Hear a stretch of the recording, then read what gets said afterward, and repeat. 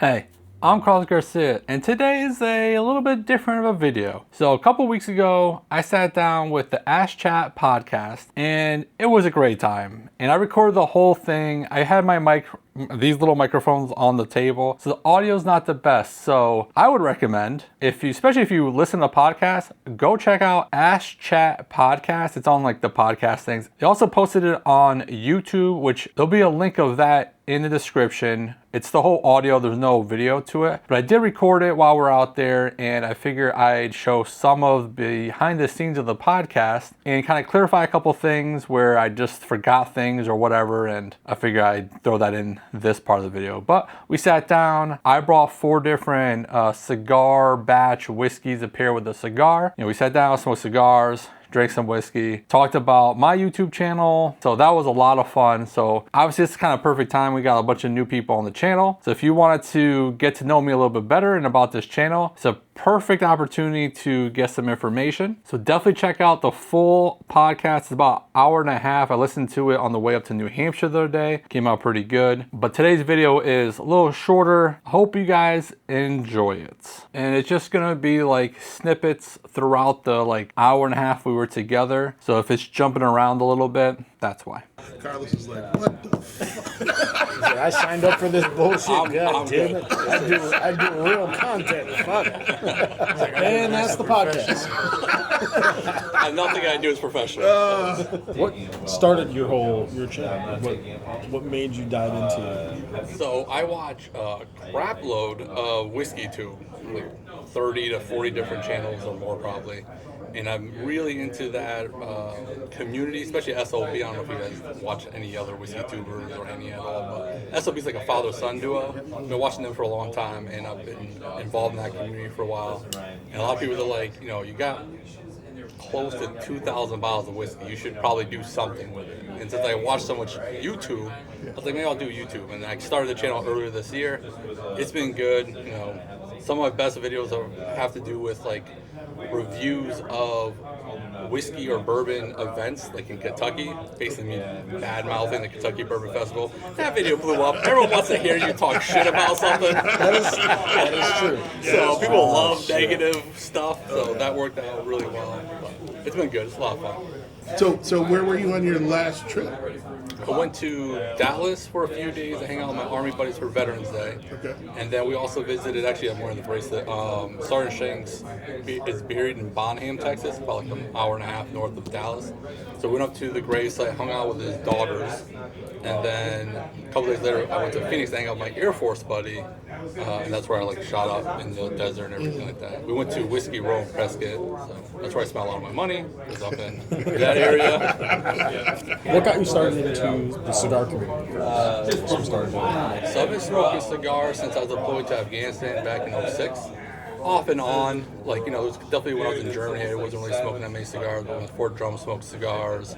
But I would say I got really back into it maybe 8-ish years ago. I got one of those nice electric humidors with like 1,000 cigars in it. So, once I go into something, I go full board in it. That's why I have 2,000 bottles of whiskey in my house, and a lot of cigars, and a lot of guns. So, I fucking like this guy. Sounds like a fun time. Who decided to bring him? I fucking love this guy. I'm sure that the DEA or whatever, or ATF would love to come to my house. I got all their stuff that they're looking for. Oh shit! So do you remember like your first cigar experience? I want to say it was a brick house in Afghanistan, just because I think that's what we were smoking back then. Because I think that's the only thing people were able to get back then, at least where we were at. But yeah, even before that, I smoked like Black and Milds in high school and stuff like that. Obviously, that's not the same thing. I'm not trying to say that, but I had a little bit of experience smoking before that. But basically, that's where it kind of started with Afghanistan. It's also where I started reading. and ended reading books there. So thanks to Club and Go. Pretty sure it's the last time I read a full book. So. There you go. There you go. Now, when it comes to cigars, do you like someone that just sticks to a certain region, like Nicaraguan or Dominican? Absolutely not. Just like my whiskey, I love variety. I love trying different things. I went to Cuba earlier this year for a week, and then I was in Cuba a couple years ago as well. So I brought back a lot of Cuban cigars. There you go, ATF. More information for you. Still legal. Bring them back, I think. Don't care. I did. Don't yell at me. So there we are. But I've been smoking some of the. I've been smoking the ones from 3 years ago because I like to keep stuff on my humidor for a little while. Because again, you have so many, I kind of just like rotate them through. Yeah, my favorite cigar that I have is the Monte Cristo No. 2s. Those are my favorites. So I got another box of that this year. That was like one of the things I told like we had like a little guy that was with us the whole time, and he's a master cigar sommelier, working under like the Masters of Master guy. We met him too.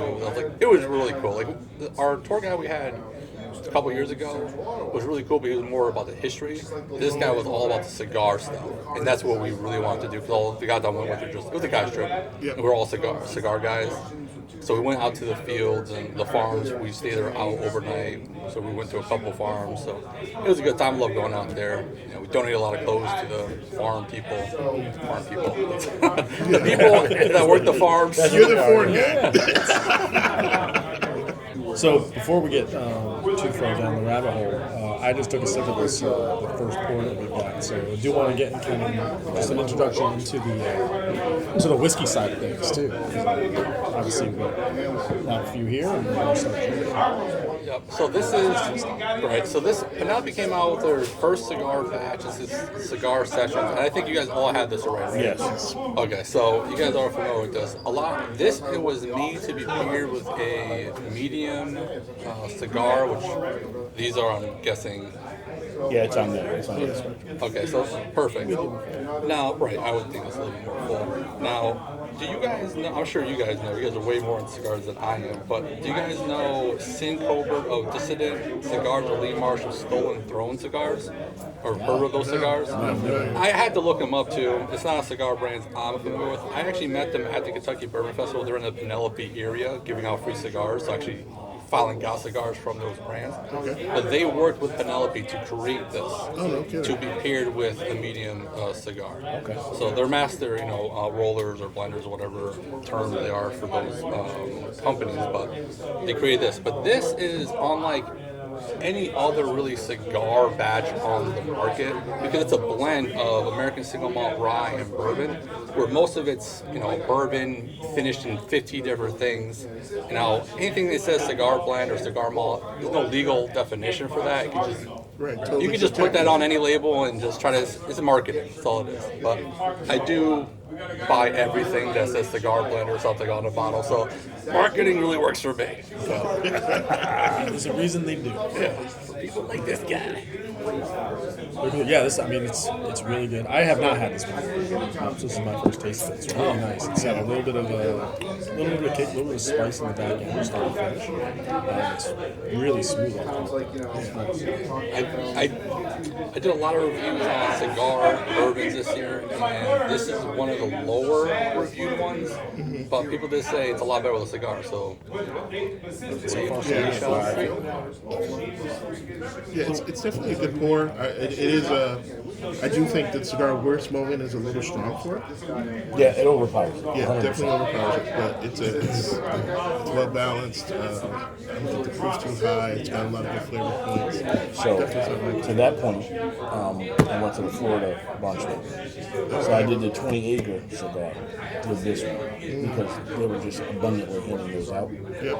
And the flavor of this came out way more than it's coming out now. like you're saying, this overpowers it a million percent. But at the same time, I think it complements the reverse way, because some of that heat and that edge on the cigar is smoothed out by the bourbon. So I don't know if you you're great with that. smoke your cigar after the bourbon.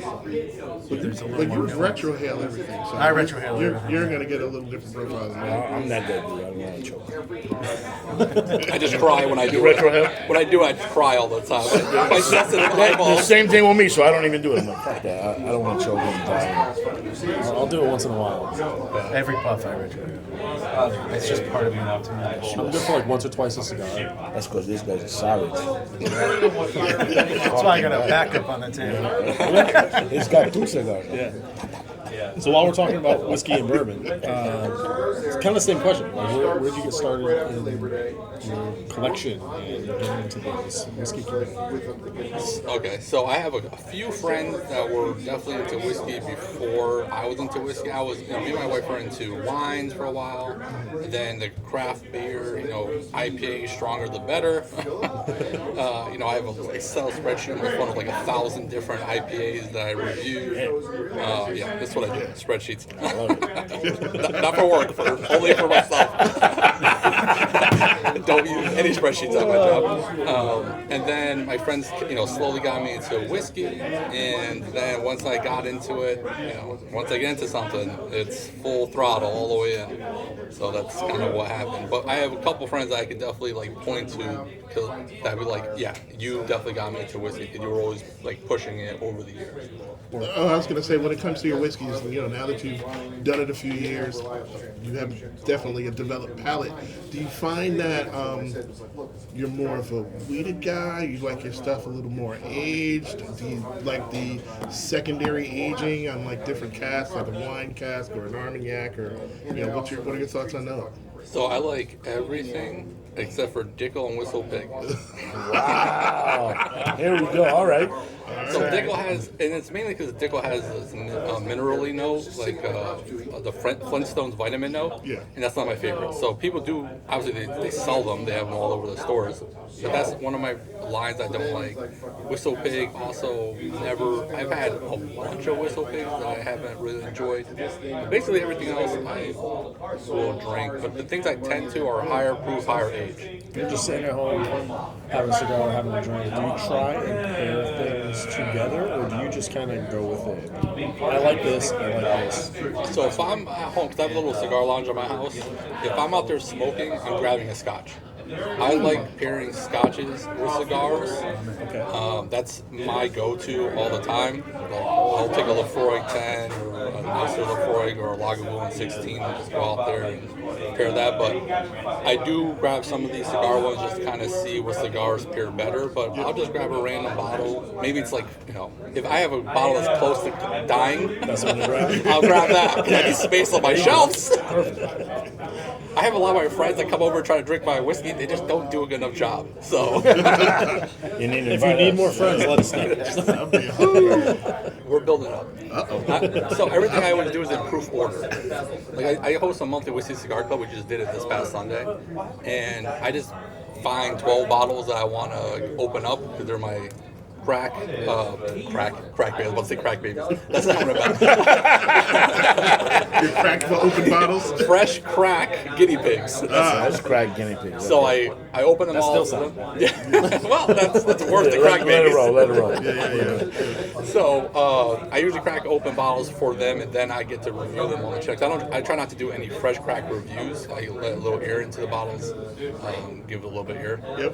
But sometimes, like the George C. Stagg I reviewed on the channel, they didn't get to try it, and so I let them try it. That was the last one out of the 12. But it's always in proof order. So I just put them in proof order, and that's how that goes. There's one cigar that I don't think a lot of people know about, but I bought a whole box of it just because it said breakfast in Portugal. I think it's CAOA. I'm not 100% sure on that, but I think it is. But it's breakfast in Portugal, not Portuguese. So I was like, oh, I got to get the cigar. This is Portugal on it. I absolutely, it's it's a light, very light cigar, but it's perfect with like a sweeter coffee in the morning. It's literally what I would have for breakfast. Yeah. I would have it for breakfast in Portugal. I'd bring it with me when I go to Portugal. And I'm like, this is... those aren't instructions. I'm following the words on the cigar. But tell us a little bit about what we're pouring out. Okay, so this is Art of the Spirit. So this is out of Colorado. I think Colorado Springs, Colorado. They have the best labels in the game. Yeah. Every single one of their bottles, their labels are crazy because they actually have artists that draw all the labels. They sell like the art and everything in the tin. That's cool. That is cool. Do you find yourself doing a lot of gun content? Obviously, you hinted, I think, at the beginning that you served. First of all, thank you. Thank you for My pleasure. Appreciate it. It was a great 20 years. That was going to be my next question. Damn, 20 years. Yeah, I retired a couple years ago. So I did 6 years active duty Army. Then I got out and I joined the Air Force National Guard out of Syracuse, New York. Was there for a couple years. Did not like that unit. Then I switched over to the one down the street, Orange. Okay. And I was in that unit from 11 till I retired a couple years ago, 23. Air Force? Yeah, right down the street. Mike. Oh, Mike. Yeah, Mike McCleary. Yeah. I actually got a here. bottle from him. I know, I got a bottle from him. He called me earlier. OG Mike, yeah. He's like, I need a That's birthday our boy. present or something. I was like, I got you. So go back to your gun content. Like, which do you prefer? Handguns, rifles, long guns? PCCs. I love the little fancy pistol caliber carbine, like little, like, I got one. Shut the fuck up. I like to buy all the stuff that's illegal in Connecticut. I'm moving to Florida, so I'm gonna be fucking good. I used to always shop at the gun store, not the gun store in Waterbury, Connecticut, what's it called? I can't remember. It's in Portland, the Connecticut gun store in Portland. But they would have a wall that was just the exempt wall. And I would just walk straight there as soon as I walked in. This is when I was still in the military, so you could just buy whatever you wanted. There's no rules. Yeah. There's no rules. Not when you're active. Yeah. So I would just go there and I'm like, what do I need today? I'm like, I kind of want this. I kind of want this. Oh, I need this. So I just grabbed the one I needed and all the one I wanted. Hell yeah. Because when you call the state for Carlos Garcia, it takes a long time to clear my name. So I was like, if we're gonna waste all this time, let me just buy as many guns at one I time. got it. I mean, that's just efficiency. Yeah, I'm just Yeah. helping out everybody. Do you have a favorite firearm? So I usually carry the M&P, nope, Springfield Hellcat. That's what I carry just because it gives me a little extra rounds. But the gun I have is the MP5. That's like really cool, and I really enjoy shooting that one. And I got the ARs and I have AKs and stuff like that. I have, what's it called? I always have to look this up, but I call it my alien gun. I have a lot of bullpup guns, and so they're shorter, but all the stuff's in the back. Like, Right. And I have one, I can't think of it, but I have an Uzi too. That's pretty cool. But it looks like an alien gun, and the rounds on top, it's a weird round. It's like 5.72. I can't think of the name, but it goes like this. The rounds, like the opposite of the barrel, and then they spin to get into the barrel at the ends. Oh, That's weird. You guys talk while I look this up.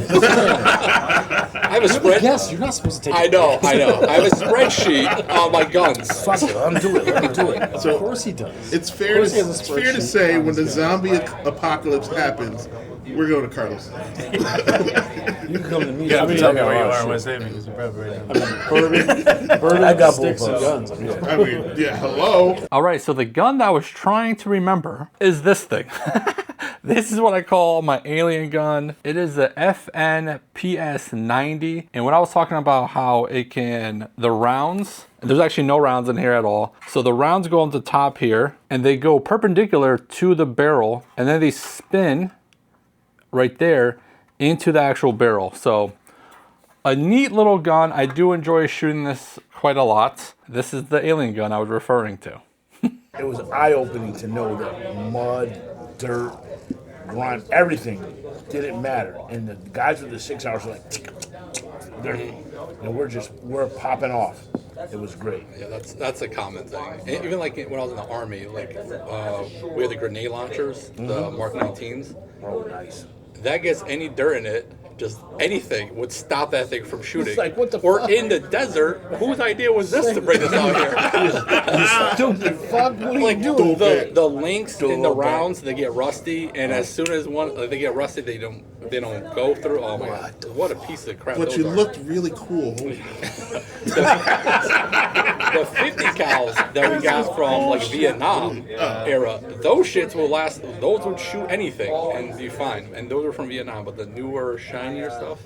So this is Joseph Magnus Cigar Blend, batch 57 from 2021. And I've actually had this. this batch, I haven't had that. this batch is number 57. So I had 20 at 23. okay, so you had an older batch too. So when this batch came out, it was one of the highest proof Joseph Magnus cigar blends they ever had, and they called this one the charcuterie board because a lot of the notes were cheeses and meats and stuff like that. It's not necessarily what I get out of it, but that's what Nancy the Nose Fraley, who's the master blender, when she was doing this. Now she works, I think, like still Austin or whatever. But it's one of the older ones. It's 4 years old already, but it was one of the highest proof ones. That line, batches 53 to 58 were like the highest proof ones. They're all between 14 to 20 years old. Bunch of barrels older, so and it's finished in all the stuff that they're usually finished in. But older Joseph Magnus cigar blend had a highest proof. I mean, if you look at it in the light, I mean, how dark it is. So there's a lot of age in there, a lot of character. One of the videos I did earlier this year was comparing under 100, over 100, over 200, over 300 batch, and this one won. Okay. Didn't shock anyone. God, that is deep. You know what? It is a deep cigar. Like, it's not light. We're talking the bourbon. Yeah, we were talking the bourbon, but the It's cigar the is same too. thing. It's the same thing. Yeah. It matches. That bourbon is ridiculous. Yeah. To match with That's this, got- this is the best one. Yeah. Right off the rip, you get that little spicy Oh, yeah. signal right on your lips. Yeah, and then it gets into a nice, like, rich, almost like toasted caramel. Yeah. flavor. And Yeah. And it sticks. You gotta give me Yeah, a he Yeah. finishes with that. Yeah, it's a cherry. long finish. It's a good finish. Not a lot of bite. You get that warm hug, back here. on Like your this? throat. No, not like that. Not like that. like that. No, not like that. Like that. But I can see where you're going with the cherry, the sweet, dark, 100%. finish. Yeah. That's good. This is the best. For me, this is the best one. That's- With this cigar specifically. Yes. But overall, it would be my favorite. Where's the bottle? Like, I know you had something that's like, oh my God, this is microwave dog piss. You don't have to say what it was. say what it was. But like, what's like something you had? And I mean, it could be rabbit hole. I mean, it could be something else. But like, So if you go to my channel, I did a whole series called Worst Whiskey Wednesdays. Wow, I love it. I love it. Again, people love negative content. Baby boys. So I basically grabbed all the bottles that I didn't like and just to re-review them to see maybe here in the bottle, open them up a little bit, or are they just still shit? So I did a whole series on that. But again, I would just always point to Dickel and Whistle Pig as like two brands that I don't personally like anything from. Even the Dickel 17-year-old that I got, I was hoping that was going to be good because it's a little bit older. Still came, I think, last place in my Whiskey Cigar Club. So it wasn't even just me. Best experience traveling with cigars and bourbon. With bourbon. That eliminates Cuba immediately. All right. That's awesome. Yeah, because there's rum. Yeah, you just run with it. So you got it. I almost want to say, actually, I'm going to go with this. So when I went to the Kentucky Bourbon Festival, because there you got the bourbon 100% Right, there. right, You have a 100%. festival that, was whatever I shit on it, but still an okay time. But at night, I brought a bunch of Cuban cigars with me and a bunch of cigars because a lot of those guys aren't the biggest cigar guys. Right. So I brought some shittier cigars for the people that aren't going to enjoy the Cubans that I smuggled into the country. Nice. Yes. So, go. I hear I nothing. love giving Cuban cigars to people who enjoy cigars but have never got to try a Cuban cigar just so they can say that they have had one, you know what I mean?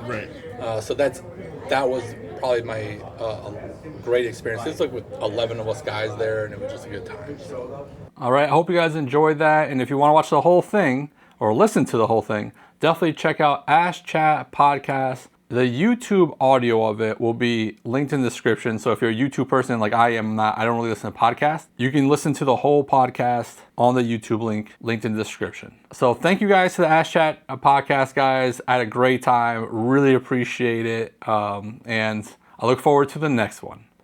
Don't do nothing stupid. And if you do, don't get caught. Bye.